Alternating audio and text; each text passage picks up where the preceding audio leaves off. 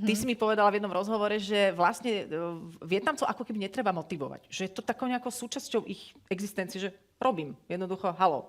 Áno, ale to zase súvisí s tým, že tí Vietnamci, ktorí prídu na Slovensko, tak je to pre nich jednak finančne náročné a aj časovo náročné, aby opustili svoju krajinu, svoje rodiny a prišli sem kvôli tomu, aby zabezpečili opäť rodinu vo Vietname alebo ďalšie svoje deti a tak ďalej.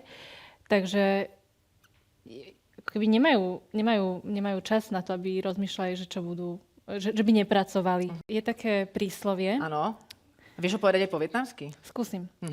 Ja ťa budem veľmi pozorne počúvať a opravím Oprav ťa. ma, prosím Áno. ťa. Počúvaj. Phi thương bất phú. To je V pohode? celé? Áno. To je celé? Jaj? To je veľmi krátke Ale príslovie. čakám, že či som to dobre. Čárka, že za tým príde pokračovanie. To bolo ono. A čo to znamená v preklade? Že bez obchodu nie je blahobyt.